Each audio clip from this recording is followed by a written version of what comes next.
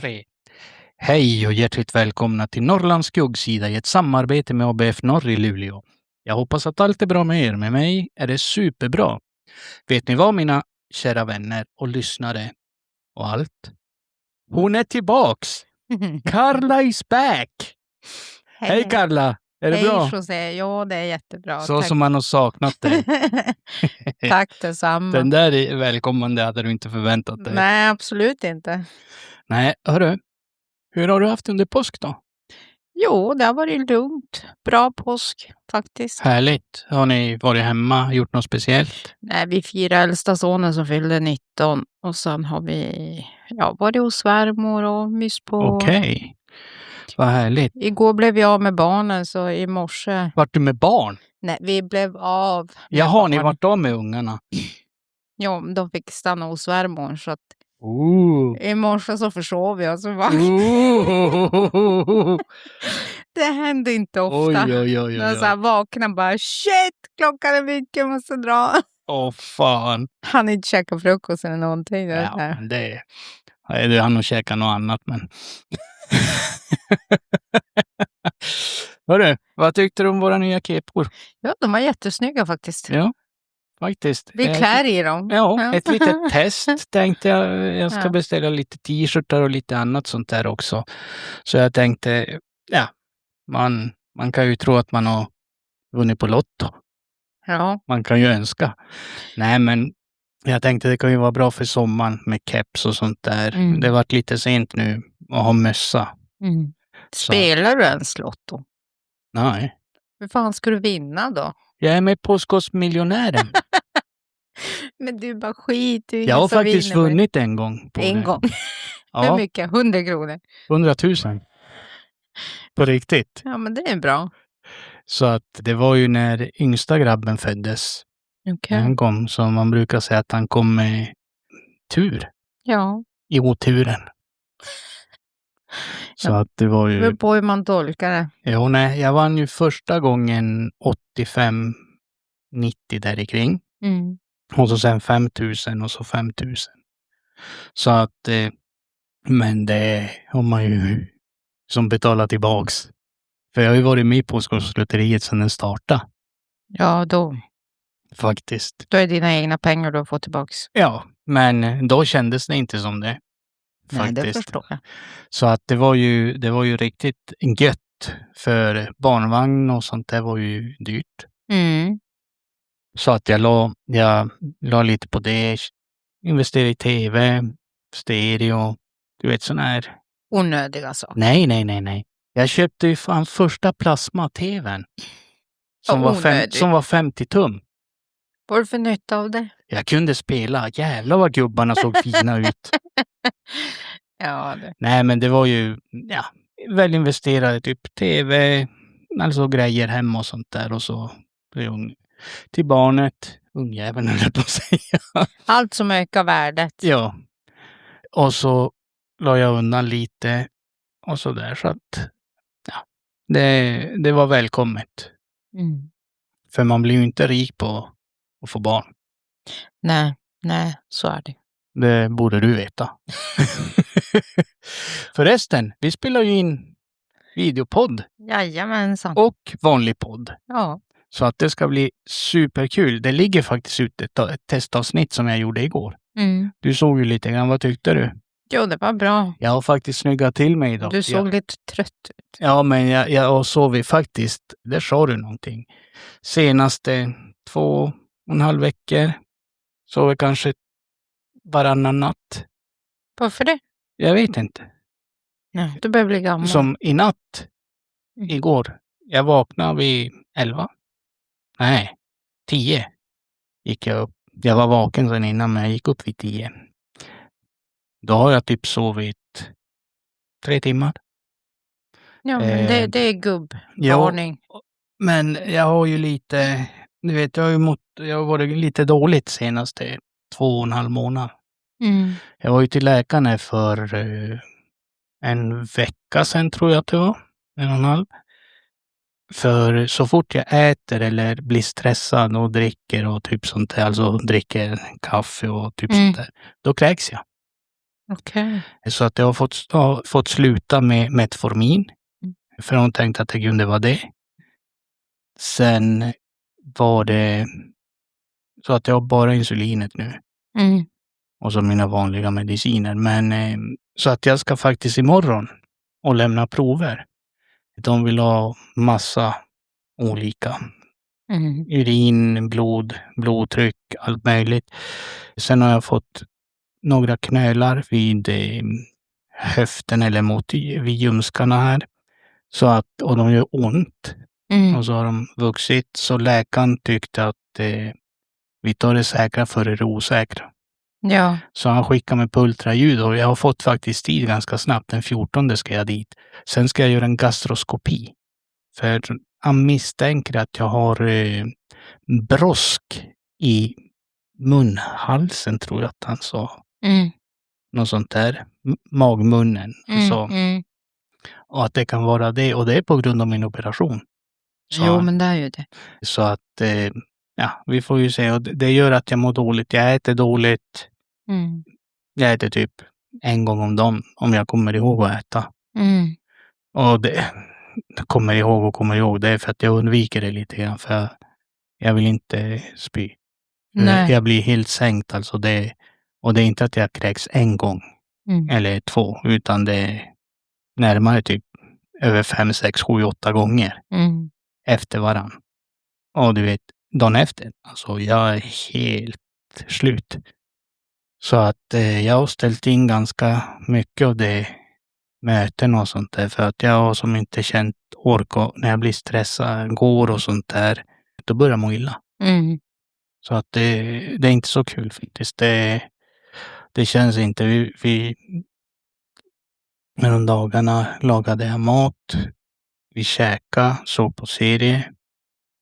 Och så sitter jag på soffan och bara, jag känner att jag mår illa. Mm. Att jag börjar må illa och att jag ska kräkas. Men det blir inte.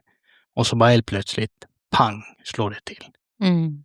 Och då är det bara springa på toan. Och då står man där, alltså det låter som att man föder barn typ. Nej men allvarligt, det värsta jag vet är att kräkas. Ja. Det är hemskt. Faktiskt. Förut kräkte man så för att man var ute och festade och sånt där kanske någon gång. Och då var det en annan, då tänkte man inte på det lika.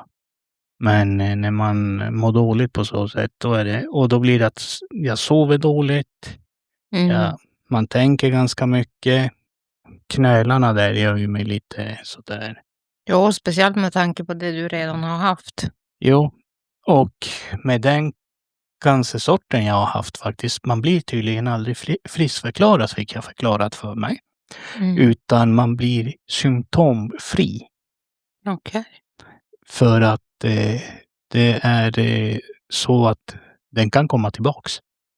Mm. Det är väldigt många som får det tillbaka av vissa. Han sa det, vissa klarar 5 år efter operationen. 10 och sen är det köpa en prenumeration på Fonus. Nej men det är typ så pass tydligen. Och det är ju ganska allvarligt, för om du tänker dig, det är 1 på 10 000 som får det. Och det enda du får det är på grund av asbest. Mm. Mm. Och det som är så fint nu fick jag höra också, det är att jag ska skicka in mina papper på nytt för att de ska ta upp mitt fall. Men tydligen så måste läkaren remittera mig till något institut i Umeå. Mm. Där de är specialister och utreder myndigheter och arbetsplatser och sånt där. Så att de vet, och deras ord väger väldigt tungt tydligen. Mm. Och asbest har de har tagit bort preskriberingstiden. För grejen är så här att du kan ha jobbat någonstans och det kommer efter 10, 15, 20 år. Mm. Och säger vi att du har fått det för 10 år sedan, eller fast det inte utvecklas så i kroppen och slagit ut, och det har gått 12 år och de upptäcker det, ja då får du ju ingenting. Mm. Så att de har tagit bort det tydligen. Så Det är ju att, bra. det är ju bra. Så att det blir AFA, det blir lite av varje, och så får de ju räkna på inkomst förlorad alltså vad jag skulle ha tjänat om jag hade jobbat. Din sista årsinkomst. Och så räknar de på det och så då är det ju typ pension, livränta, sved och värk och massa sånt där. Och alla kring sjukdomar också räknar de in. Så att går det igenom så hoppas jag, då syns vi. Då köper jag en ö någonstans och gömmer mig. nej, jag skojar, nej. Men det är ju välbehövligt för att kan man inte jobba så som det är för mig utan att man är sjukskriven och jag gör de här grejerna, mötena jag går på, det är ju för att ha någonting att göra. Det är ju inte så att jag tjänar pengar på dem.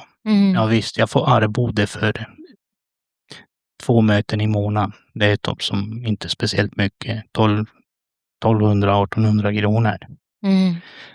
Det blir du inte rik på när du är sjukskriven. Nej, absolut inte. Och jag varit lite förvånad nu när jag skulle hämta ut medicin. De har ju höjt det här till 3,9.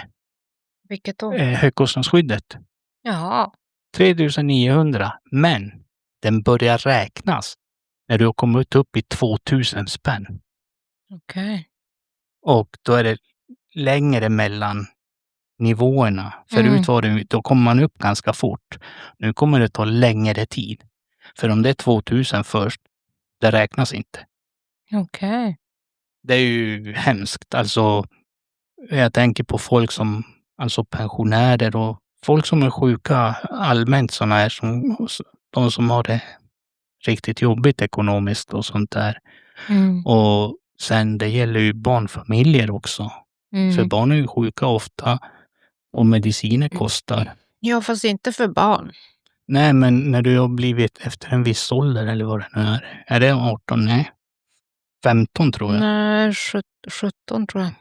17? Ja, men det beror på vad det är för sjukdom eller diagnos eller... För då är det ju längre, men... Det är ju som grabben, äldsta, han är ju astmatiker. Och sånt där och Brykanyl och sånt, det är jäkligt dyrt att hämta ut för honom. Jo. Och sånt där, och han har ju haft astma sedan han föddes. Och han var allergisk mot tomat, ägg. Man kunde inte gå förbi med ungjäveln förbi ägghyllan utan att han vart knallröd och slutade andas typ. Man vart ju livrädd varje gång innan man visste vad det var. Okej. Och innan man fick, du vet, Nutramigen. Alltså speciell mjölken eller pulvermjölken som är välling eller vad man nu ska kalla det för. Då kostade en burk 120 spänn varje gång. Och vet du hur länge det räckte? 3 dagar. Ja. Sen när han vart utredd och fick det på recept hos läkaren, då kostade en platta med 8 burkar 140 kronor. Jo, jag vet min näst äldsta hade också den där. Så det är ju svindyrt. Och jo, nu är men det som ju... sagt, barn får ju. Jo, men inte om de inte har fått det på recept eller fått utredning att de har det. Utan de sa, innan utredningen kan ni köpa det här. Men vi kan inte skriva ut recept på grund av att det är ju nu 2002. På grund av att han inte har diagnosen på det. Eller vad man nu ska säga. Så att det var ganska dyrt. Alltså tänk dig 120 spänn per burk. Var tredje dag fick du köpa en burk. Så det är 2-3 burkar i veckan. Jo, som sagt, jag vet min näst äldsta hade samma. Så att det är ju hemskt. Men du, nog pratat om mig. Jag är inte så noga. Viktigt. Jag tänkte mest på dig. Hur mår du? Jo, jag mår bra. Du ser ju mig. Ja, jag ser ju dig nu, men du har ju varit borta ett tag. Ja, jag har varit borta ett tag. Men du hade mycket på jobbet. Jo, alltså det blev lite väl mycket. Lite mycket, ja. Ja, jag hade tagit på mig lite. För mycket. För du har väldigt svårt att tacka nej. Jo. Och säga nej till saker. Ja, precis. Till alla. Så, ja. Det är därför jag har 5 barn. Ja. Någonting måste du roa dig med. Nej, jag menar att jag har svårt att säga nej därför jag har 5 barn. Ja, du menar så. Jag kan inte säga nej. Nej, men det är ju inte kul när det blir så. Därför tar man inte hand om sig eller får hjälp fort, så kan det bli att det blir jobbigare, att det tar längre tid att komma tillbaks, återhämta sig. Alltså jag blev ju skickad via jobbet till Vårdsmyndigheten. Företagshälsan heter det. Ja, företagshälsan. Företagshälsan. För att träffa en terapeut och för att jag hade svårt att släppa på jobbet. Alltså jag blev ju stressad att jag inte hann färdigt med vissa saker. Men du sa ju det, att det var ju så mycket. Så min chef, han tog beslutet av att begära att jag skulle få komma dit och prata med honom. Och det är ju skitbra det. Så när jag väl var där och började prata med honom så jag kom fram till att det är inte bara på jobbet utan det är även fritiden. Ja. Så jag har ju stängt av allting. Jag har ju stängt av sociala medier. Jag har typ, men det är ju sluta vara intresserad, men sluta engagera mig på att höra av mig till folk. Utan det är som så här, vill någon veta hur jag sagt nej till all typ av umgänge, utan jag som men det är ju engagerar mig och återhämta mig och vila. Så helgen när jag är ledig från jobbet då har det bara varit liksom hemma. Vila. Ja, men det är bra. Det behövs. Och även hemma har jag taggat ner. Alltså Inga 100 tomtar och... Nej, inte bara det, utan jag har som börjat tänka om liksom det här att orkar jag inte städa så städar jag inte. Men man bryr sig. Tidigare har det varit så här, jag måste göra det. Alltså, det kryper i kroppen, jag måste städa. Och min man har alltid sagt, men Carl, det är ingen som bryr sig. Jag bryr mig inte. Nej. Vad fan bryr sig? Ja, jag gör det. Men varför? Ja. Och då har jag fått det i insikt att jag behöver inte bry mig. Men du vet, det där känner jag igen lite grann att man vill hålla undan, man vill hålla städat fint. Som nu, jag blir jättestressad för att jag har lagt en massa grejer på bänken där. Och jag sitter och sneglar på dem till och från, för egentligen så ska den inte ligga så där. Det ska ligga på sin plats. Och det är ju som i vardagsrummet. Du såg ju vilket kaos det var. Äldsta grabben har ju varit hit och hjälpt mig med elsparkcykeln och byta däck. Ja. Och jag säger så här, förbannat. Jag beställde helt nya däck. De passar inte, fast jag följde från hemsidan till sparkcykeln, storleken. Så ta storlek större än vad de ska vara. Ja, precis. När det är dubbfria, höll jag på att säga. När det är punkteringsfria, solida däck. Så att det... Men tur att det följde med en extra slang, men det var ett helvete att byta. Ja, du såg ju hur vi var på att kämpa. Jo, det brukar vara det. Ja, så att, nej men hur känner du nu då? Ja, alltså jag kämpar fortfarande med att tänka på mig själv först och främst. Och liksom... Men du kunde inte hålla dig borta från podden. nej, och det är just det också. Alltså jag jobbar ju till 4, men det är ju ofta så här, folk frågar, kan du göra det här? Kan du hjälpa mig med det? Jo. Ibland är jag hemma typ först 21, 22. Ja. Och det är bara för att jag inte kan säga nej. Och det har jag ju slutat med. Men bara så här, okej, jag ska boka det här. Det är enkom det här, ingenting annat. Jag gör ingenting med. Nej.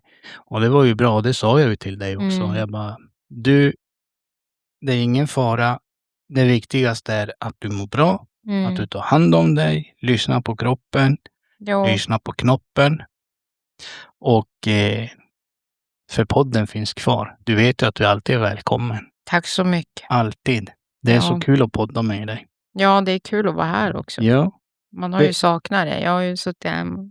Men det blir som en liten slags terapi också. Ja, alltså, lite grann. Förstår du vad jag menar? Ja. Det är liksom att man släpper allt annat och så tänker man bara på det här. Just den 1,5 timmen. Vad det nu är, och bara koppla och skrattar och skämtar, för vi har ju jäkligt kul. Ja. Nej, och det är det man har saknat lite, så att det känns kul att vara tillbaka. Jo, så att det är ju jättekul och jag är jätteglad. Först och främst att du mår bra. Tack så mycket. Eller bättre i alla fall. Och som jag sa, baby steps. Ja. Sakta men säkert. Och vi har ju skrivit till varandra och sånt. Det är ju inte så att du och bara försvunnit. Nej, som sagt, många har ju frågat just det här med sociala medier. Ja, varför har du stängt av? Vad händer? Nej, alltså jag behöver inte det. Jag känner att det bara stressar upp mig. För att jag är en person som inte kan släppa. Och då är det som så här, säger att någon annan mår dåligt, då tar jag det på mig. men Och då det är ju blir det så. som så här, och har inte jag det, ja men då behöver inte jag tänka på det. Då behöver inte jag, Nej. då kan jag tänka på mig själv. Ja, och det är alltså det här med sociala medier faktiskt, vi har ju pratat om det ganska mycket till och från. Det är en jävla ond cirkel. Alltså, Och det är en energitjuv, alltså, fast man inte tror det. Nej. Så är det. Jättestor energitjuv. Ja, och det är alltså egentligen man får inte ut så mycket av det. Nej, jag kan ju säga att det har väl nästan 3 månader sedan jag stängt ner allting. Ja. Och jag kan ju säga att jag Du har inte saknat det? Nej, och jag har inte mått bättre alltså, sen jag stängde ner det. För att det är som sagt, den tiden man förlorar på det kan man sätta på något helt annat, mer väsentligt. Ja, absolut. Och det är ju viktigt alltså att lyssna på signalerna som kroppen ger dig. Och sociala medier finns kvar, allt annat finns kvar. Huvudsaken är att man själv mår bra. Jo. Och för det kan ju bli värre i sådana situationer. Alltså du kan ju gå in i väggen riktigt ordentligt och på det kommer depression och allt annat. Och man tänker ju på allt annat runt omkring också och det blir ju ännu värre. Jo, eftersom jag har det alltså sen alltid, alltså det här med depressioner, så var det som ändå så här, men okej, jag var väldigt drastisk med att nu kapar jag allting som är oväsentligt och liksom drar ner nu medan det går. För att som sagt, nu har jag som helt börjat tänka om. Han fick mig att liksom få en annan tankesätt. Han öppnade den där lilla luckan eller vad man nu verkligen. kan säga. Verkligen, det var som så här, jag behöver inte städa om jag inte vill. Nej. Jag har rätt att vila om jag vill och är trött. Jag behöver inte tvätta. Jag behöver inte laga mat. Jag på senaste så kom jag hem bara, alltså jag orkar inte. Alltså jag är skittrött efter jag orkar klara. Sätter i bilen och får käka pizza. Jag orkar inte. Nej men alltså, och det är ju det som är viktigt, att du har verkligen tagit tag i det. För jag var lite orolig där, för jag vet hur du är. Ja. Men jag kan säga så här. Jag uppskattade väldigt mycket att du skrev till mig och så sa du precis som det var. Ja, vi pratar ju också på telefon och det, och jag har inte velat höra av mig för mycket för att inte liksom, men mest bara, hur mår du? Hur är läget sådär? Och jag kanske inte alltid heller tänker på att skriva så, men jag har mina ljusa stunder ibland, det vet du väl. Nej, men alltså, ibland lyser det upp sagt. Nej, men och då tänkte jag så här att som jag sa från första början, ta den tid du behöver, ta så som du känner, det är ju liksom, jag är bara glad när du är här, men det viktigaste är att du mår bra, för jag vill ju inte att någon ska må dåligt och känna sig tvingad att göra saker. Alltså förstår du hur jag menar? Fast jag vet att du inte gör det, för att du gillar ju att göra det här. Jo, men vissa saker nu senaste kändes lite påtvingade. Ja. Alltså, men att tacka ja till vissa saker som folk bara, men ska du följa med på det här eller ska du göra det här eller ska vi hitta på någonting, så var det som så här många gånger, okej. Men ibland förstår ju inte folk heller riktigt. Men innerst inne så kanske man kände bara, fan jag orkar inte, jag pallar inte, jag vill vara hemma, men samtidigt har dåliga samvetet, jag kan inte säga nej. Men det måste du ju träna på. Nej, och det är ju det jag har gjort och det är ju det som är nu som liksom, är skitbra. det är det han öppnade upp i mig, att ingen kommer ta illa upp eller ingen kommer ta det på fel sätt om du bara säger nej. Och gör de det, så... För alla har vi bra stunder och dåliga stunder. Alla har vi rätt att vara trött och säga att men vet du, det har varit skitmycket den här veckan. Jag vill bara vara hemma. Sen det som är viktigt också, det är att hålla de här rutinerna och sovtiderna. Alltså inte gå och lägga sig kanske klockan 12, 1, 2 på natten om man börjar 7 på morgonen. Eller så, för att du hinner inte få den vilan. Kroppen varvar inte ner. Nej, och det är ju det. Jag går ju och lägger mig, som jag har sagt många gånger, alltså väldigt tidigt. 7:30, 8, och så ligger jag. Efter Bolibompa. Ja, efter Bolibompa. Sen tar det väl en halvtimme när jag somnar. Ja. Då kliver jag ju upp så här 3, 4. Ja. Beroende på vad jag gör. Alltså ska jag få träna eller ska jag liksom få jobba. Men det är ju där i kring. Så att jag menar, det blir mycket om jag kommer hem 10, 9 på kvällen. Då är det redan midnatt i min värld. Ja. Men hur har träningen hjälpt dig då? Ja, det hjälper ju att liksom slappna av. Ja, man blir ju piggare. Ja, man blir piggare. Och det liksom, det släpper ju mycket. Sen är ju kosten viktigt också. Jo, självklart. Allt där hänger ju ihop. Jo. Och det är liksom, man behöver inte vara raketforskare för att fatta. Sover du dåligt? Äter du dåligt? Allt hänger ihop. Allt hänger ihop. Stressar du mycket? Tar du inte den här vilan du behöver för att kroppen ska återhämta sig? Det är bara att se på mig. Jag är som en nalle. Jag går i det på vintern. Och börjar vakna nu. Jag börjar vakna nu på våren. Nej, men det är ju, sen är ju det här vädret, alltså det här klimatet här uppe, det vet vi ju. Man blir ju lite mer deppig, säga. Vi har ju mörkt 5 månader om året, om inte mer. Jo, men nu har det ju ändå varit lite mer ljusare. Ja. Alltså konstigt nog. Ja, jag är väldigt förvånad för att till exempel lördag, vi hade ju strålande sol. Jo. Södra Sverige, Stockholm, lillebrorsan bara, alltså, vad är det här? Det snöar! Jag bara, titta, vi har strålande sol här. Ja, nästan ingen snö kvar. Nej, ja. Nej, och det är ju ovanligt för den här årstiden. Jo, faktiskt. För att om man märker det här för varje år, alltså det blir ju kortare och kortare vintrar och sådär. Visst, jag klagar inte, men ja, vi måste ju tänka på kommande generationer också kanske lite grann. Ja, absolut. Och vet du vilka som har börjat komma tillbaks? Mina bebisar. Vilka bebisar? Måsarna. Du vet ju att jag har ju Butter och Mona som kommer varje sommar. De sätter sina ungar på taket där borta vid Svekohuset. Och jag lägger mat åt dem och de hoppar upp på räcket på balkongen. Ja.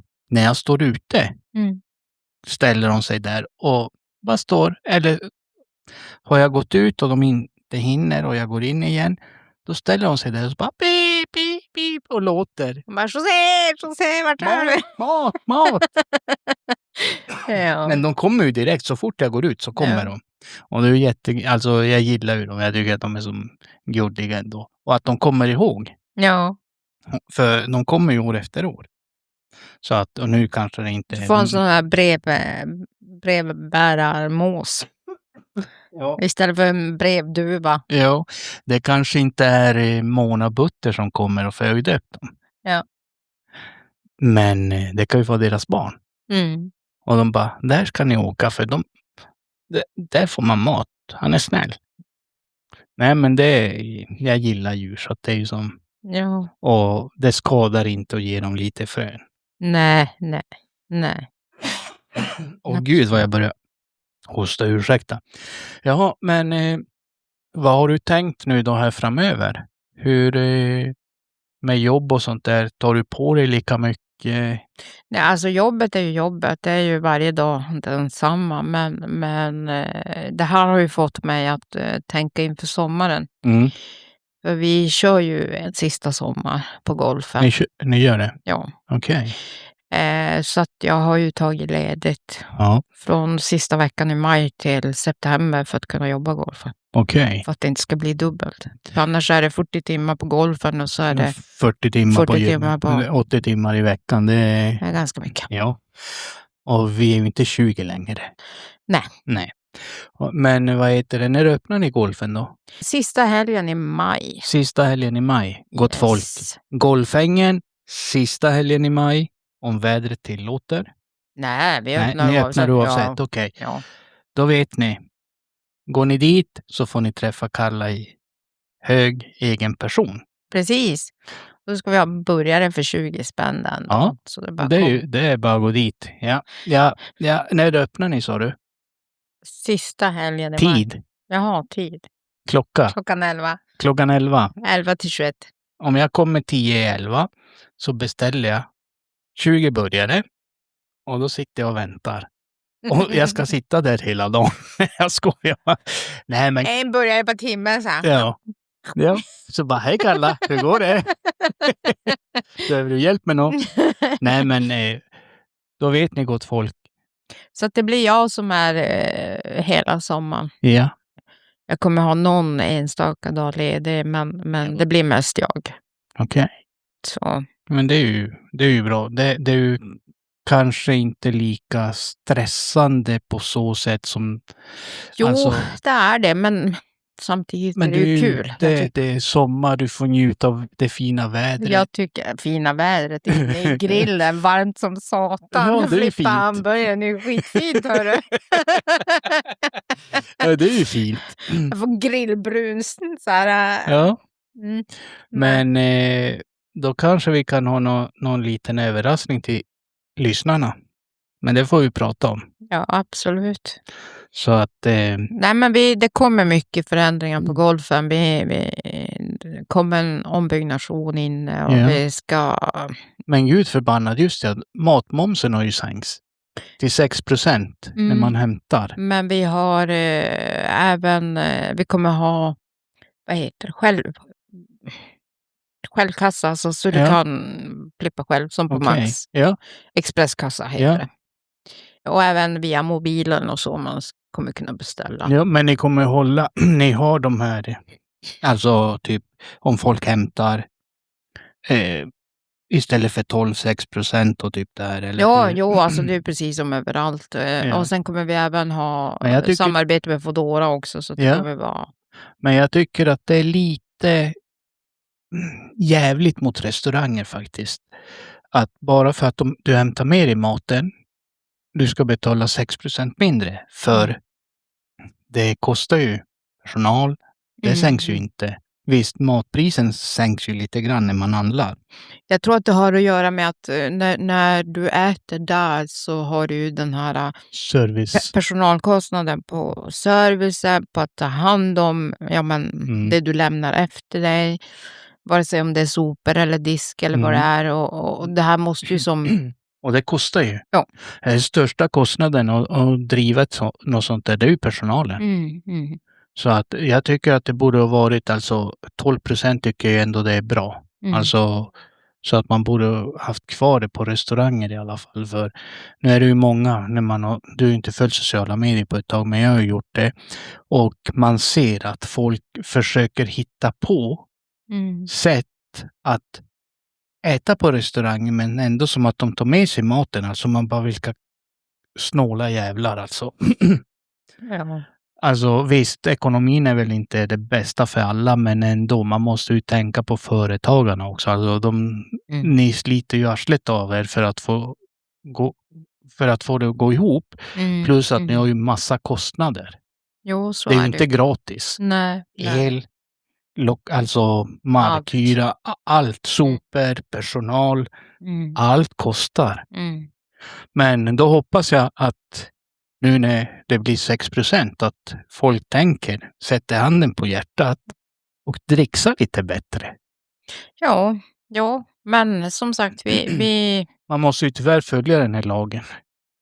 Vi är nöjd så länge folk fortsätter komma till oss, precis som det har varit hittills. Och som sagt, till de som har varit oroliga, för vi har haft många stamkunder som har varit oroliga att det är någon som har köpt det. Okay. Men så är det inte, utan vi kör sista året. Ja, då har du dementerat. Nu har du dementerat. Ingen har köpt det. Nej. Ni kommer att hålla på ett år till. Vi har pausat köpen, alltså försäljningen på grund av att vi måste starta redan nu med planering av menyer och inköp. Ja, men det är ju så. Det är ju inte så att du går dit och öppnar och så. Nej, många tror ju det. Men... Det är därför jag säger det. Det är helt sjukt. Nej, och just det här hitta personal och Det är ju mycket som behövs göras. Och där på golfen så är det ju, alltså banorna täcks ju inte så att de måste ju rengöras. Varje bana tar en timme att rengöra. Det är 18 banor, det är 18 timmar. Ja. Så att bara där är det ju som jättemycket. Alltså 2 heltidare nästan. Ja, och sen tar det en halv dag att plocka upp alla löv som faller från alla träd som är inne i området. Så att så är det ju många andra saker också. Ni borde skaffa en robot. Ja, man önskar sig robot till allt. Ja, som du säger, gör det. Plocka kottar. Plocka kottar. Nej, men det är ju bra. Men det är ju bra för ungdomar som söker extra sommarjobb och sånt där också. Jo, fast i år som sagt, eftersom det är sista året, jag har tagit ledigt från jobbet, det blir bara jag som jobbar och min äldste son. Så vi en anställd till. För att ni har ju ändå haft bra ruljans och ni har haft bra med personal och sånt där tidigare. Jag tänker, ni har ju som ändå gett de här ungdomarna som kanske kommer ut på sitt första jobb en start. Den här tjejen, hon är faktiskt lilla syster till en av våra tidigare anställda. Hon jobbade 3 år med oss. Hon började väldigt ungt och nu har hon ju fyllt 18 och är på väg att fylla 19 och har ju skaffat sig ett heltidsjobb. Ja, men då skickade hon lilla syster. Ja. Så vi har tagit emot lilla syster. Ja, men det är ju bra. Då vet ni också vad ni får. Jo, precis. Förhoppningsvis. Och hon vet ju vad hon får också. För att hon sa det, jag söker till för att min syster har sagt att ni är en bra chefer och sånt där. Så. Ja, det är ju bättre att ta någon som blir rekommenderad, någon som har jobbat där än att då plocka upp någon från gatan bara typ sådär. Och då vet du inte. Jo, men hittills har vi faktiskt haft bra ungdomar. Och det är ju jättebra. Du kanske hörde den här avsnittet med grekiska? Jo, faktiskt. Jag tyckte det var riktigt, riktigt bra. Alltså, jag skickade dit mina unga. Jag bara, dit måste ni åka och söka jobb. Ja, nej men han är jättebra alltså. Och jag blir väldigt förvånad faktiskt. Alltså att eftersom det är restaurang. Att alla är ju inte så pass som ni är, som han är och sådär. Att ni tänker på personalen. Jag fick ju faktiskt höra senast i helgen att min mans brors dotter, hon går ju 8 precis som min näst äldsta. Så de är ju inne i det här med 2 veckors praktik. Okej. Och hon hade fått där. Ja. Så jag bara, jaha. Hon bara, jo, vi var dit och käkade och så frågade jag som bara på förbivägen att har du någonting att henne? Ja, men visst. Han hade fixat det på en gång. Jo, han är ju jättebra att göra med och så där också. Så att och man ser det när man kommer dit också. Man ser att personalen trivs och sånt där och att det är bra harmoni bland. För du vet ju själv också hur det är. Man kommer in på vissa restauranger och ställen och så man ser personalen typ släppa fötterna efter sig för att de tycker att det är jobbigt. Här är det inte så. Nej. Utan här, så fort du öppnar ytterdörren så står de ju i stort sett och väntar på det. Bara hej och välkommen och typ allt sånt där. Jättebra service. Jag rekommenderar det faktiskt. Ja, jag vill få dit. Och jag kan säga så här. Du får mycket mat för pengarna fast en finare. Det är ju inte som en pizzeria eller en korvkiosk eller hamburgerrestaurang eller någon annan. Utan det är en fin restaurang. Men ändå alltså håller de bra kvalitet, bra portioner, bra priser. Och han sa det, jag sa det, gud vad mycket tzatziki jag fick. Han bara, ja, gästerna ska gå mätta härifrån, sa han. Jag har ju som sagt själv inte varit där än. Nej. Jag ska dit, men jag har inte varit dit än.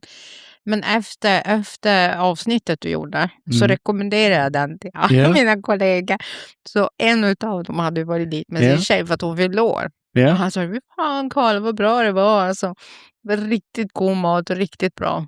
Och hon var också skitnöjd. Jag bara, vad bra.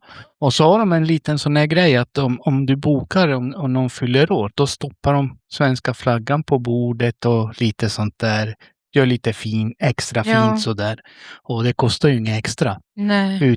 Men jag kan säga, går du dit och käkar, du kan ju välja potatis, pommes, ris, bulgur, alltså allt möjligt som tillbehör. Men du måste testa lammet. Och jag hörde att den var riktigt bra. Och det är inga små spettar heller. Alltså det är 2 eller 3 stora spettar, alltså rejäla. Jag tänkte först, jag bara, åh gud, du vet, som kille. Man bara, ja, men de där 2 spettarna, det äter jag på en tugga typ. Men jag varit riktigt mätt. Alltså det var till och med att jag lämnade lite grann. Ja. För att det var, man tror inte, du vet, man ser, man bara, ja. Men här var det mycket mat. Alltså det var så att du får, och det är inte dyrt. Alltså det var, jag tyckte att det var riktigt bra. Ja, när jag hörde det att det var det, jag har också hört bara bra grejer. Som sagt, jag rekommenderar det själv, men jag fick bara höra bra grejer. Ja, men det är ju bra. Vi kanske ska spela ett till avsnitt där. Men jag tänkte så här. Kommer du ha Completos i år på golfen? Nej. Vad säger du? Nej. Carla. Nej, men avokadon är så jävla dyr. Nej, det är inte därför. Utan min man älskar ju statistiken som typiskt svensk. Lever på statistiken. Och statistiken visar att det säljer inte så mycket. Nej, så att då tar vi bort det. Ja, nej, men det är ju, man ska ju inte ha grejer som inte går. Alltså... Nej, så i sommar blir det ju som sagt, vi har valt ut det som egentligen glassarna säljer mest. Ja. Du kommer ha glass, bananasplit, våfflor med glass, milkshake. Såna är lite som lyxshakarna eller? Ja. Nice. Och så sen, men vanliga burgare och kebabtallrik. Ja. Hörde du, faktiskt jag var ner till Momma. Heter Jocke. Och han berättade han bara, har du hört vad de ska göra nere vid tågstationen? Men gud vad jag får hicka. Jag får alltid hicka när jag dricker energidricka. De ska riva Givegrillen. Jag bara, vad fan säger du? Jag bara, det borde ju vara K-märkt. Typ. Alltså förstår du? Ja. Nej, men de ska ju bygga ut hela tågstationen. Det ska bli hotell och det ska bli allt. Så grillen ska vara inne i själva lokalerna. Jaha. Jag bara, alltså de har ju mycket mark åt andra hållet. Måste de ta precis det grillen är? För jag tycker grillen, det är liksom en Luleå, vad ska man säga? Alla känner till Givegrillen när du kommer till Luleå. Men det är väl så, allt måste ju bli fancy. Men det där är lite så där tycker jag. Folk idag är ju fancy, allt ska vara fancy. De låtsas att vara fancy. Ja, men då måste man ju hänga med i tåget. Jo. Det är ju ändå tågstation. Jo, men tänk dig, det där har de ju snackat om för fan i 20 års tid nästan. Ja.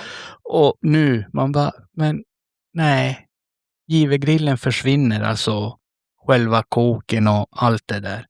Men det försvinner ju inte, det blir bara finare. Nej, men det blir inte samma sak. Fancy. Jo, nej, inte fancy. Det blir Givegrillen bling bling. Ja, Givegrillen bling bling. Det är Givegrillen. När man går dit så får man ta med sig tjocka plånboken. Ja. Kommer det att bli. Nej, men de försöker faktiskt. De har riktigt bra priser där också. Kristallkronor och grejer. Det ska vara hotell där. Så har du en där som går med väst och fluga och vit. Och så puta med läpparna och så bara. Så är riktigt Östermalms. Men vad ska de göra med alla vad heter det nu? Grejer? Nej. Alla fina klienter som hänger där. Ja, de har ju gropen. Jag tänker om det blir alltså hotell och det är tänkt att det ska bli mer större och finare och sådär. Ja, jag vet inte. Vad ska man göra med all klientel som hänger som där? har hängt där i alla dessa år. Som använder tågvagnarna för att sova. Ja, nej, många har ju flyttats ut alltså till gropen, du vet. När man kör ut från tågstationen. Det stora trädet där, det kallas ju för gropen. Där sitter de, där har de en bänk och lite, där sitter de och hänger. Jag tror att det kommer att flyttas mycket till Florans kulle mer. Så som det var förr. Alltså, men förra sommaren faktiskt så såg jag att de sitter ju väldigt mycket där i gropen. De går ju dit och det är ju liksom, de stör ju som inte folk. där heller riktigt. Nej, jag tänker mig för att när jag jobbade på hotellet så sa ju väktarna vi hade att de måste ju åka med jämna mellanrum alltså till vagnarna för att de... Ja, men så har det alltid varit. Du vet, man fick ju alltid köra ronderingen där nere och man körde ju typ på vardagarna så fanns det ju något som hette Cityringen, om du kommer ihåg. Då var det alltid, nu är de ju de här som är på Smedjan som går runt i vissa butiker, men förut så var det ju uppdelat. Då var det ju ena bevakningsbolag och den andra, men då hade man ju Smedjan eller Vasa City, Domus och hela Storgatan, om man säger så. Åhléns och allt där, biblioteket, tågstationet, Loet. Så att det har ju alltid varit, man fick ju åka dit flera gånger om dagen. Ja. Det är ju väldigt, och det har ju alltid varit så. Det är liksom en liten, de välkomnar ju folk till Luleå. Det är ansiktet, Luleås ansikte. Ja. Utåt. Ja. Det är det första de ser när de kommer med tåget. Nej men, och så sen har du vet att du har ju en campinglokal lite längre bort efter parkeringen. Jag vet inte om de kommer att bygga ända ut dit eller hur det blir, men det ska tydligen renoveras allt där. Men då undrade jag, för jag kommer inte ihåg riktigt, men det är några år sedan. Jag hörde ju att tågstationen var ju K-märkt. Då kan man ju inte riva det. Nej, du kan inte riva, men du kan förbättra. Ja, men nu skulle de ju bygga alltså big. Jo, men jag tänker att om de förbättrar, alltså det finns ju vissa regler du måste följa. Du kan inte riva, men du kan ju bygga vad det redan är och liksom göra finare utvändigt. Jo, så de kan ju behålla väggarna nere och sen göra upp. Ja, för jag tycker ju ändå utöka lite åt sidan och så. Jo, för jag tycker ändå att det är charmigt. Det är en charm med stationen där nere. Ja. Och så där. För den kommer jag ihåg sen man var alltså liten och man var där nere och sprang och typ var på Givergrillen och köpte glass och grejer. Och, så att nej, men det är som alltid någonting som den syns. Om man säger så. Den är ju gul.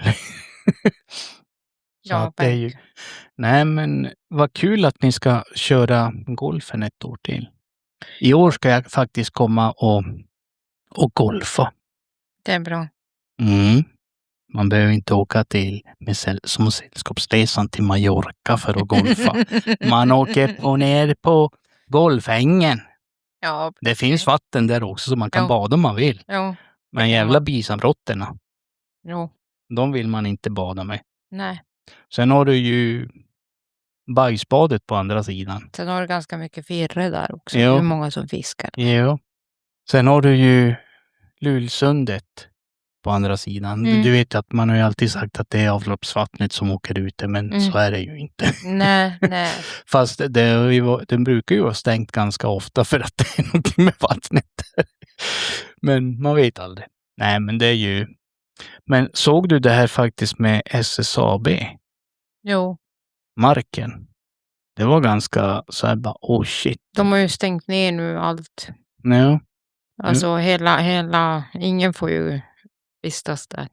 Jo, grabben var ju där och jobbade ett tag. Och det han sa det, de höll på att tömma allt och flytta och allt sånt där. Så att det blir ju ganska mycket. Men jag tror att det kommer bli bra. Ja, förhoppningsvis. Om de inte, för tydligen så är det ju byggt på sunkmark. Eller var något sånt där vad jag fattar. Alltså, det har ju inte varit bra mark utan de har ju fyllt på för att det ska bli. De hittar ju påsar, alltså soppåsar nedgrävda där och typ allt möjligt läste jag. Men alltså, men det är ju för att folk måste ju samtidigt förstå att SSAB har ju funnits i många år. Och jag menar, när SSAB startades i Luleå, då inte tänkte man ju på miljön som man tänker idag. Och det är ju precis som på alla andra ställen där det finns gruvor. Alltså, då har man ju som sagt, men okej, vi har ett avfall, vad gör vi med det? Jo, vi gräver ner det. Ja. Och så täcker vi över det så vet ingen om det. Nej, men det är ju som, jag tänker så här, det är liksom sånt där man får ta nu. Nu finns ju tekniken. Jo, och tyvärr så är det ju så. Det är precis som där vi är, alltså på mitt jobb. Vi håller ju på att flytta, men när vi flyttar så behöver de ungefär 1 år, 1,5 år på sig för att sanera allting. Och där har det tydligen tidigare, före oss har det varit Preem hade ju sitt ställe där. Så där finns det ju också jättemycket intressant nere i marken. Alltså nu är det ju asfalt och det är jättefint och det. Men börjar du borra ner och det, man kommer säkert att komma upp massa grejer där också. Ja, men det är ju men det är industriområden, Ja, så men förväntar sig folk. Men tänk dig, de bygger ju fan över gamla kyrkogårdar, gamla soptippar och allt möjligt, så att det är ju inte så konstigt att man hittar grejer när man börjar gräva. Nej, och allting, alltså alla saker, alla metaller, alla ämnen utsöndrar ju olika gaser och olika saker. Så är det ju. Och det är ju liksom, det är ju bra att man tänker på det nu i alla fall och försöker förbättra. Det är ju som du säger, till och med alltså vi människor utsöndrar ju gaser. Ja, alltså, och jävla riktiga gaser ibland. Jag menar inte sådana gaser. Ja, okay. jag menar när man redan är död. Alltså, ja, jo, då är det så jag menar, gräver du upp alltså där det har varit en massa lik, då kommer det ju att komma lukter och gaser och grejer alltså, som samlas på sig. Och det luktar ju inte mumma. Nej, det gör ju inte det. Så att det är ju, men det är ju så, alltså det är ju som med allt, alltså samhället utvecklas, företagen utvecklas, alltså allt. Och för att ska vi bli bättre så måste man ju utveckla. Jo, jag tänker att visst, det är jättetråkigt det här som hände på SSAB och det är jättetråkigt att det drabbades så många innan man liksom tog tag i det. Ja. Men samtidigt så tycker jag att det måste ju öppna upp ögonen för alla. Ja. Att var mer försiktig, använd det som finns. Jag menar, idag, vi har gasmätare, vi har utrustning, vi har jättefina masker, vi har jättefina skyddskläder. Men använd det. Alltså, är man osäker, använd det. Alltså, ja. Men tänk dig bara, när jag jobbade i bevakningsbranschen, jag jobbade ju på vissa stora företag, jag har varit bland annat där ute och sen Ferroform och lite annat sånt där. KF-lagret när man ronderar och sådana grejer. Inte ens på den tiden, och nu snackar vi, ja vad kan det vara, 15 år sedan säger vi. Mellan 10-15 år sedan. Då fanns inte det lika mycket utrustning som det finns nu. Nej. Vi fick ju gå utan gasmasker, alltså utan masker och skyddsdräkt. Och vi gick igenom målerierna och vi gick, alltså där de hade alla de här kemikalierna och sånt där. Men sen är det ju lite grann så här också att det handlar ju om att företagen ska göra vinst. Lite grann. För jag kommer ihåg när vi sa, när jag jobbade ute på LTU, vi hade ingen radiosignal nere i kulverten. Och hände det någonting, alltså tryckte du på ett överfallslarm. Lycka till om den kom ut alltså. Det var ju liksom så att man måste ju tänka på personalen. Man kan inte bara tänka på vinster hela tiden. Nej. Som många företag gör, tyvärr. Och det är det jag menar, att jag hoppas att det här öppnar upp ögonen för att man tar saker på allvar och använder det som finns i förebyggande syfte. Ja. Istället för att liksom behöva ångra sig som nu. Att oj, stackars gubbar. Ja, för herregud liksom, det är ju ett människoliv. Det blir ju, alltså det är mer värt och i slutändan kan det bli superdyrt för företagen bara för att de måste snåla under en viss period. För de är skadestånden och där de kanske måste betala. Sen är det ju inte bara det. Alltså jag är ju kanske ett vandrande exempel om man säger så. Att min mesoteliom, det får du bara på grund av asbest. Och på de här ställena, när jag pratade med de här som vet om, kan det här, de sa det är ju ställen som är byggda 60-70-tal. Det var asbest. Asbest förbjöds ju på 80-90-talet någon gång, om jag inte minns helt fel. Så att, och det tänker man ju inte på. Nej, det är mycket man inte tänker på, men som påverkar väldigt mycket. Och alltså, jag säger så här, pengarna är inte allt. Nej. Man ska bry sig om sina anställda och sina...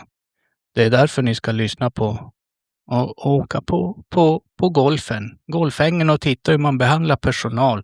Gå på grekisk och titta hur man behandlar sin personal. Nej, men alltså skämt åsido, det man blir nästan lite irriterad ibland på hur företag, alltså stora företag, behandlar folk. För det är inte som små företag. Alltså. Men samtidigt måste jag säga att jag kör hatten av med det företaget jag är i just nu. Jo. Det är ett väldigt, väldigt stort företag. Alltså det är ju enormt Sverige över. Men hittills så tycker jag att det är nog ett av de bästa företagen jag har varit på.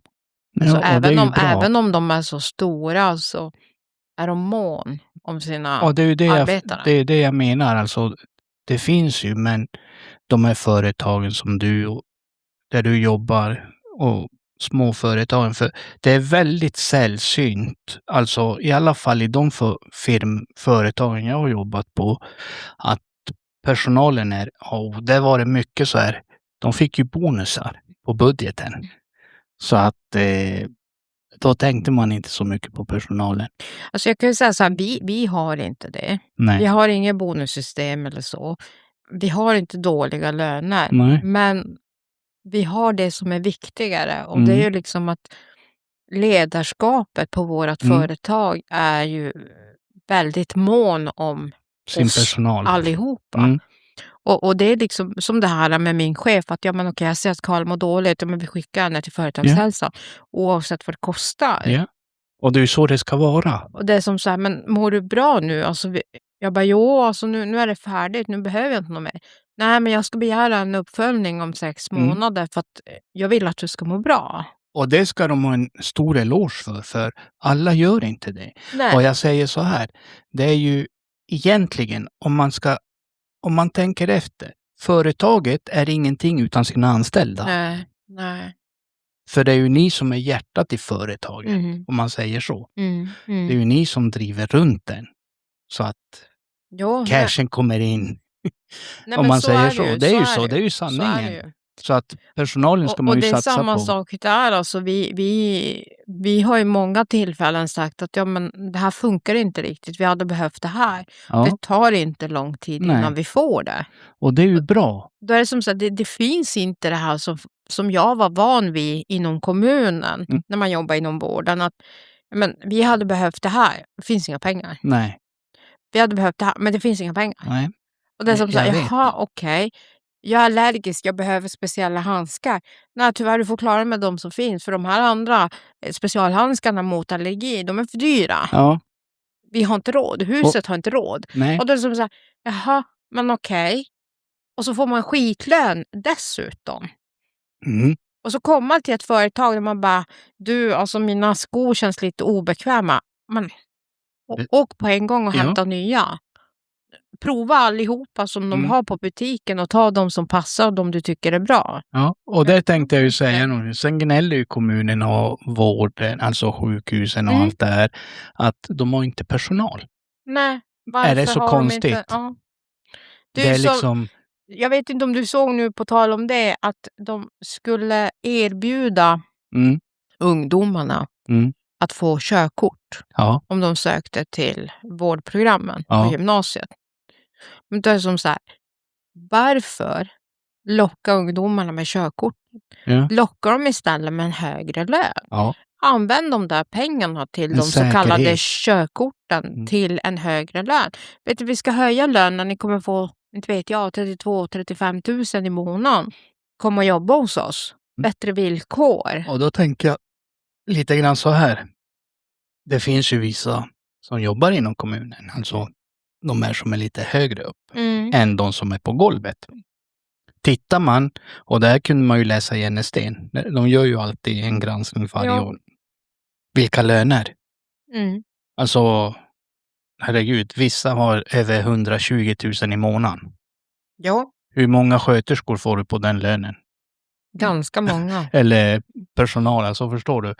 Alltså det är lite sådär, och sen gnäller de på att de får betala så mycket skatt. Nej, och så lockar de, alltså de som redan jobbar inom vården lockar de med det här med att du får bra kvall. Ja. Ja, men alltså jag behöver inte kvall. Nej. Jag ska inte behöva jobba kvall ens. Jobba Utan på min ledig tid. Jag måste jobba mina timmar och jag måste få en någorlunda bra lön utan att behöva jobba när jag är ledig. Ja. Och det jag tänkte på också när du sa det med arbetskläder och allt det här, det är ju ändå arbetsmiljö. Ja, men och det finns ju lagar. Det är ju det. Det är det. Och jag tycker så här, satsa på personalen. Då får ni behålla personalen också. Ja. Det är enkelt. Alltså, snålar du, ja då får du den personalen du betalar för. Sen ska man ju inte säga att personalen är dålig, för de gör ett jävla fint och bra jobb. Absolut inte. Absolut inte. Och det är jättestarkt av dem som jobbar inom vården att vilja fortsätta jobba trots allt det här dåliga. Trots att det är dåliga löner. Ja. Trots att det är dåliga villkor, förhållanden och allt sånt där. Alltså, jag tycker att många måste jobba utan vikarie, många måste jobba själv. Nu när sommaren börjar närma sig är det jättemånga som måste liksom skjuta fram sin semester för att det ändå ska gå runt och de tänker på de boende eller de tänker på avdelningen. Tänk de som jobbar på sjukhuset. Ja, men om alla skulle gå på semester, då fan ta hand om oss när vi blir sjuk på sommaren. Alltså det finns ju inte. Det är ju bara att kolla. Jag tänkte ju på det här, du sa att företagen skickar dig direkt till företagshälsan. Du fick prata med en terapeut, psykolog. Hade du gått genom vanliga vårdcentralen, du hade ju fått vänta aslänge. För psykiatrin, närpsykiatrin, för det är ju där man har terapeuten och psykologerna. Man behöver ju inte vara koko i huvudet för att gå dit och prata. Det är ju inte det. Och sen, det är ju inget fel att man är koko i huvudet och går dit och pratar heller. Så att jag brukar ju gå dit så det är ju lugnt. Och du är jättekoko. Ja, jag är väldigt koko i huvudet. Nej, men alltså, förstår du, de har ju själv gått ut och sagt att de har ju inga personal. Nej, de har ju inte det. Och så sen, när du är där, läkarna, du får ju ny läkare varje besök. De vet ingenting om det, för de läser knappt journalen. Eller så måste du betala privat. Ja. Jag vet ju han började gå hos en terapeut. Han har ju fått betala privat. Och det är ju och det är ju så här 1800 per timme. Ja. Inte fan, alla har ju inte råd med det. Och det är liksom, och man kanske tänker, men jag måste ta med råd och dra ner på annat för att kunna få den hjälpen jag behöver. Som jag egentligen har rätt att få genom regionen. Genom jobbet eller regionen eller vad det nu kan vara. Som vi betalar för redan. Ja, precis. Så att det är ju, jag tycker så här. Alla som jobbar inom vården, jag lyfter hatten av. Eller kepsen av. För att ni är grymma. Ni gör ett riktigt jäkla bra jobb. Utan er så skulle det inte funka. Nej. Och ni är värda så mycket mer än det som är. Ja, absolut. Varför tror många går över till privata sektorn? Sen det vart privat, fast det går under regionen och sånt där. Men det är ju många delar. Men det är ju för att de har bättre arbetsvillkor. Många. De har bättre lön. Men då blir det ju ett glapp på det andra stället. Alltså, egentligen så är det ju inte bättre då att vi lyfter det som redan finns. Nej, och att man börjar bli lite mer rättvis tycker jag. För att inom vården har det blivit på senaste tid har det blivit så här att det spelar ingen roll om du är undersköterska eller om du är vårdbiträde. Du får nästan lika mycket lön. Och då är det som så här, varför ska jag utbilda mig till undersköterska? Till exempel som i mitt fall, 3 år på gymnasiet. Läsa kurser som en vårdbiträde inte ens vet vad det är om. Alltså, fått läsa psykologi, har fått läsa psykiatri, har fått läsa medicin, grundkurs och massa annat. Och de har inte det, utan de bara kommer och så bara, nu vill jag jobba. Men du vet, det jag har märkt också, det är att vikarierna som går in och jobbar, som nu på sommaren, de får bättre betalt än ordinarie personal. Alltså, det förvånar mig inte. Nej, men det är ju inte rättvist tycker jag någonstans. Nej, och det är det jag menar. Det är inte rättvist. Ja, men sätt istället dem väldigt markant skillnad. Ja. Så att de som inte har utbildning vill utbilda sig. Åtminstone för pengarna. Om de inte vill göra det för liksom det här mänskliga. Ja, men gör det för pengarna då. Ja. Men sätt en lön på, är du uska? Ja, men då får du så här 35, 36 000. Ja. Är du vårdbiträd, då får du bara 20, 25. Du ska ju inte behöva jobba i över 10 år för att komma upp i de pengarna. Och det är ju inte många som gör det heller, alltså som kommer upp i dem. Det finns några få. Men om jag säger så här. Jag tycker att det har varit bra i alla fall att Luleå kommun fortsätter att erbjuda sina anställda att utbilda sig till undersköterska och allt sånt där, eller sköterska och så vidare. Fast regeringen tog bort det här bidraget som alla kommuner får för att utbilda personalen och behålla kvaliteten. De drog bort, och det är ju alltså, nu snackar vi mycket pengar. Att de drog bort det, tycker jag, det är liksom hellre ha det kvar för kommunerna, för personalen. För det är ju också lite morot. Du får ju plugga samtidigt. Samtidigt så vill jag också, alltså där vill jag som göra en instickare på att alltså det finns skillnad på undersköterskeutbildningen. Ja. Den undersköterskeutbildningen som kommunen har erbjudit, det är 1 års utbildning. Ja, vi går 3 år i skolan för att bli samma uska. Och det är där det känns lite så här orättvist, förstår jag menar? Jo, men varför ska du läsa 3 år och den andra ska läsa 1 år? Läser i princip inte ens hälften av det den andra har läst. Och så ska de ha lika mycket betalt. Det förstår jag, men det är ju det här. Sen är det ju så här, när det är gymnasieutbildning, då är det ju inte bara USKA, utan då har du ju hela gymnasiala utbildningen som räknas in. Och det är ju typ 50%. Fast när du går gymnasiet, alltså när du går USKA i gymnasiet, då är det första året. Det är då du har de här grundämnena. Engelska, svenska, allt matte det här. Och allt det men där. 2:an och 3:an, det är ju bara medicin. Jo, och det får du ju vidareutbilda dig på. Grejen är så här, det är ju ett bra sätt att få personal intresserad om de vill byta yrke och vill bli kvar och satsa inom vårdyrket. Alltså förstår du hur jag menar? För att många kanske har jobbat inom bokföring eller restaurang eller någonting och är less på det och tänker att ja, men får jag en utbildning här? Och det är ju inte bara att du får utbildningen så där heller, utan du ska ju ha jobbat ett tag för att få den här möjligheten. Och då får du vidare ut med inriktning beroende på vad du jobbar med. Jobbar du inom till exempel socialpsykiatrin, då får du den grundutbildningen först till undersköterska och så sen får du söka inriktning om du vill fortsätta med det. Och på så sätt tycker jag att det är bra, för att ska du gå universitetet för att plugga det nu, när du blir äldre och redan har pluggat och har ett utbildning, säger vi, och sånt där, då är det ju, för de kräver ju matte, engelska och typ alla de här. Du ska ju ha gjort gymnasiet, du ska ha dina gymnasiebetyg för att kunna plugga, för det är ju genom faktiskt universitetet bland annat, och vuxenutbildningen. Där du går där, och på så sätt tycker jag att det är bra också, för att du får ju chansen att vidareutbilda dig eller utbilda dig till det du jobbar med. För det är, om man säger så här, man märker på många ställen att de hade behövt folk med utbildningen.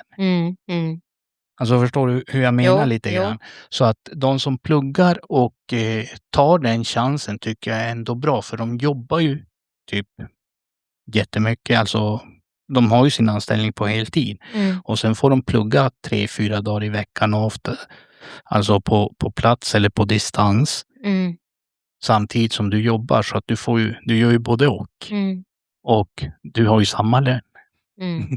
Det är det som är lite, sen att de gick ju in med det här att alla undersköterskor ska bli, ha det som licens.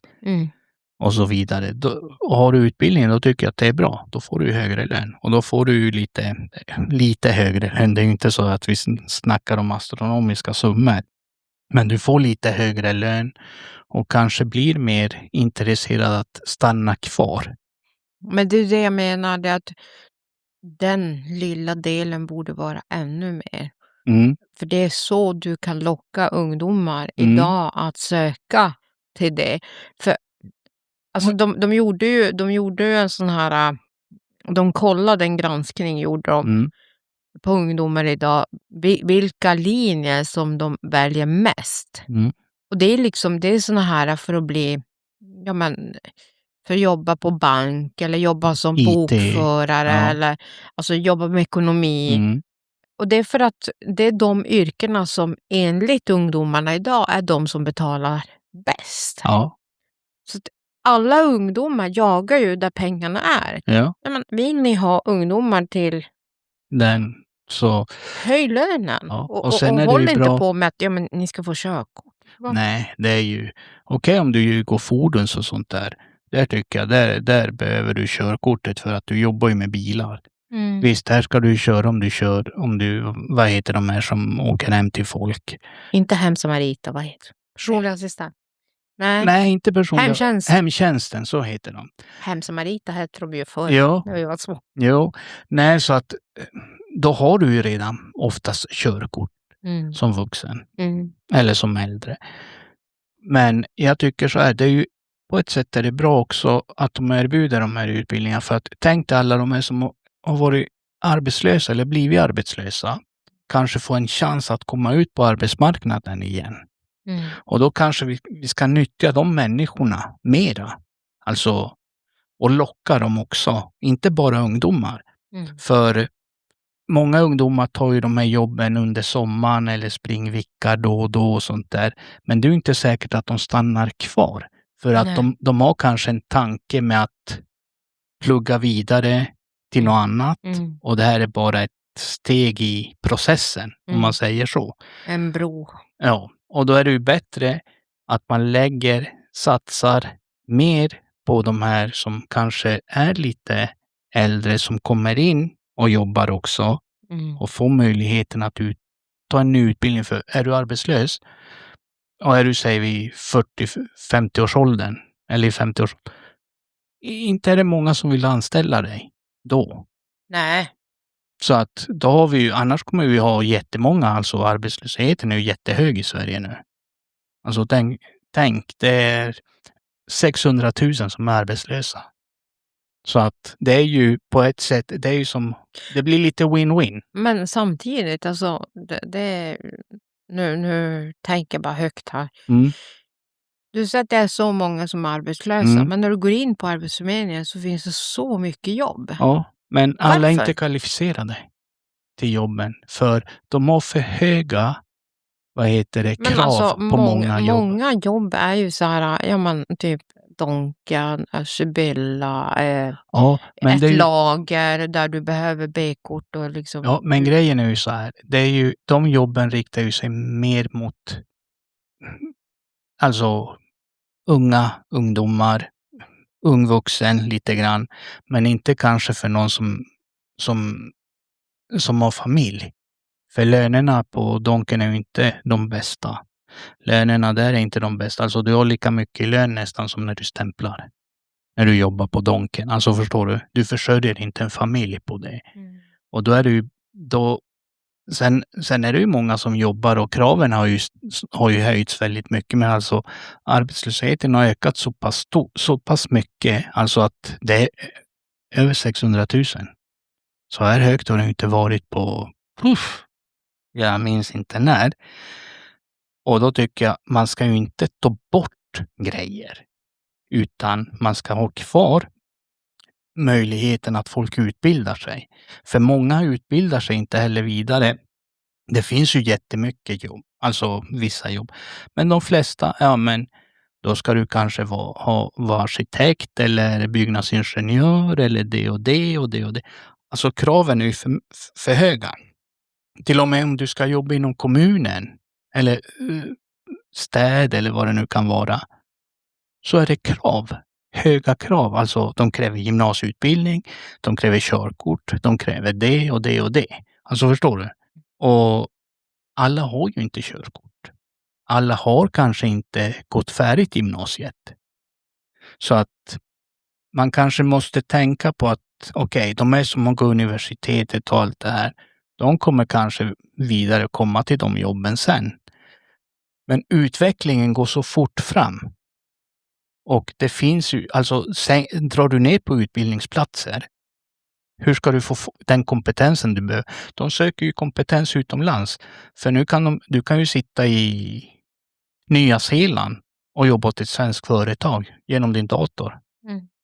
Det är ju liksom, och hur många i, vad ska man säga, över 50 år har de här utbildningarna eller kan datorerna så pass bra. Och de är ju inte så attraktiva på arbetsmarknaden heller. Mm. Alltså förstår du vart jag vill komma lite grann.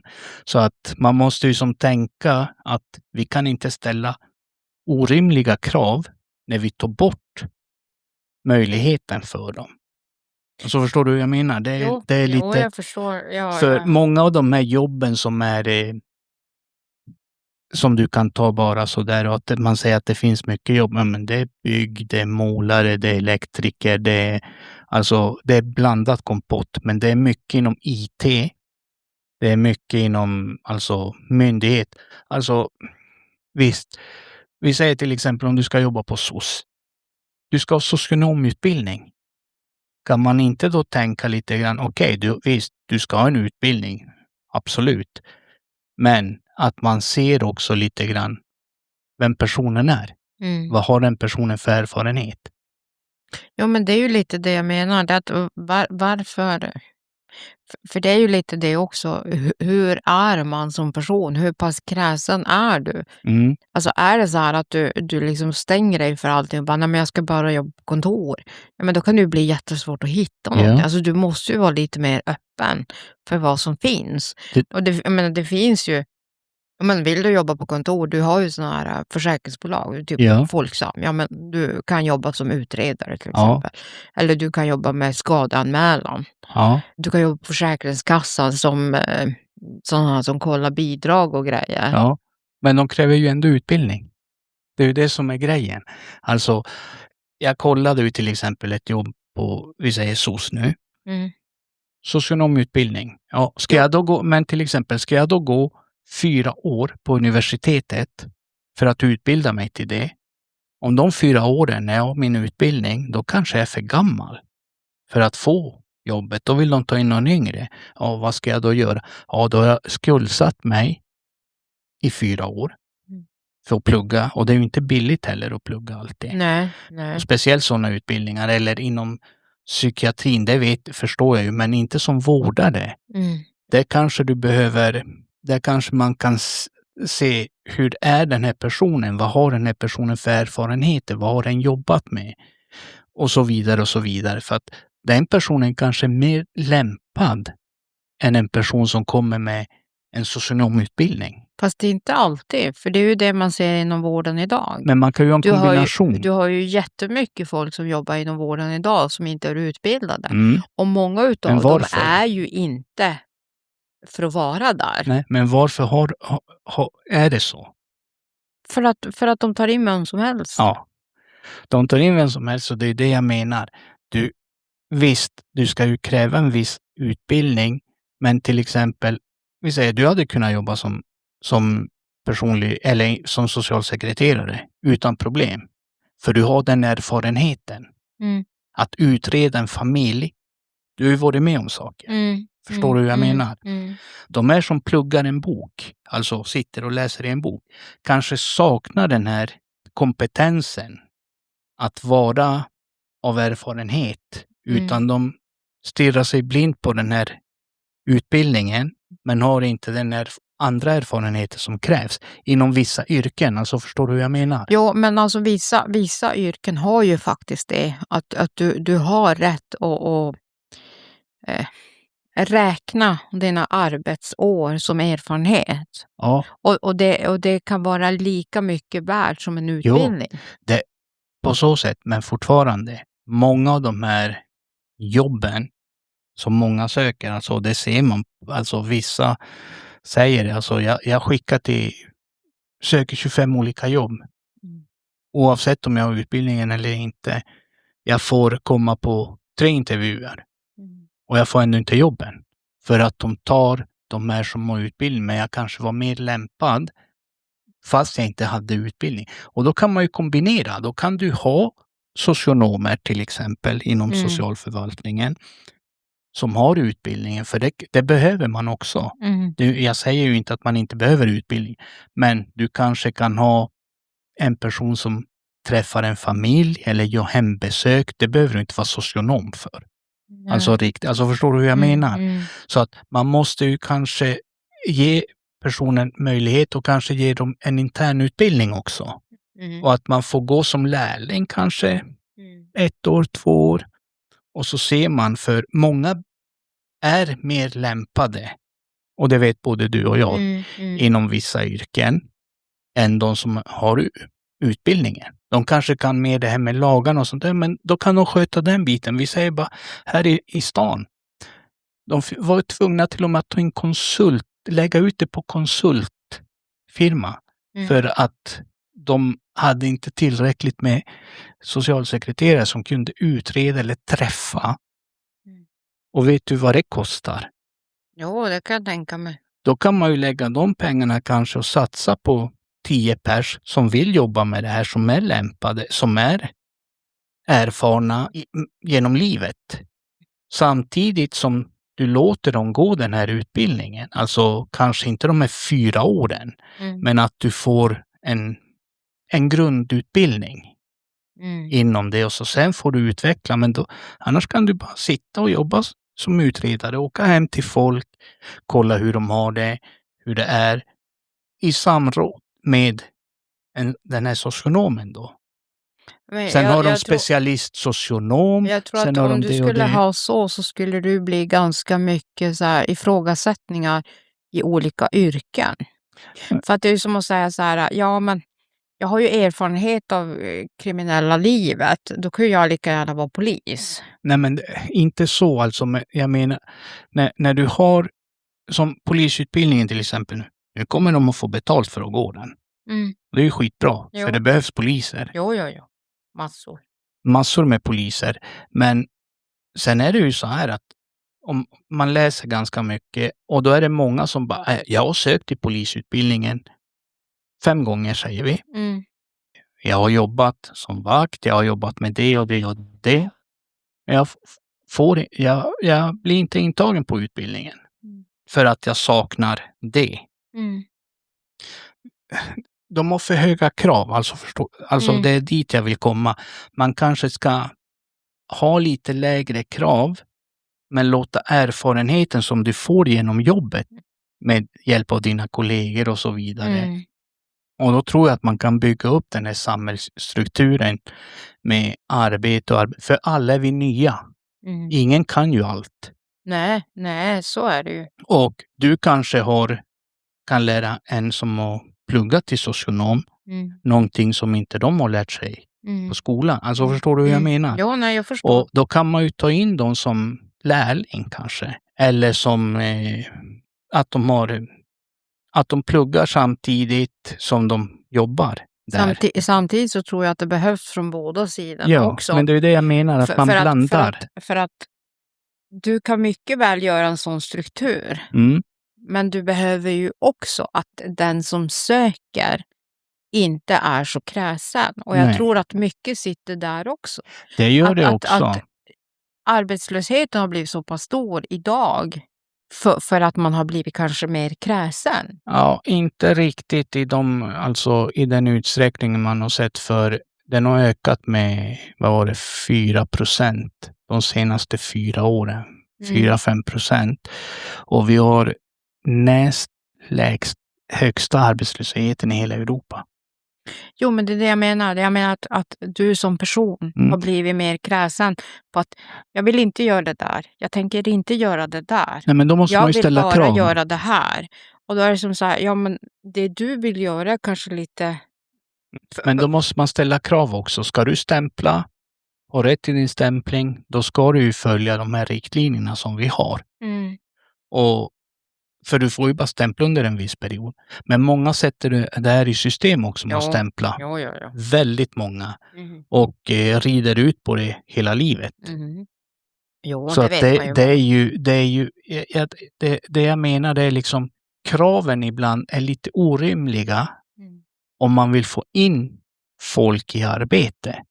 Jag tror att kraven är orimliga från båda sidor, så att säga. Både från den som söker och från den som erbjuder. Men du kan inte ta bort möjligheten för folk att utbilda sig utan att de ska skuldsätta sig för att söka det jobbet. Men jag tycker ju ändå att Arbetsförmedlingen verkar ju ändå ha ganska mycket utbildningar. Alltså, du måste ju komma till en viss period och varit arbetslös. Som jag förstår det. Jag vet inte, jag har aldrig varit arbetslös. Men som jag förstår det, så att har du nått en viss period så kan du bli erbjuden vissa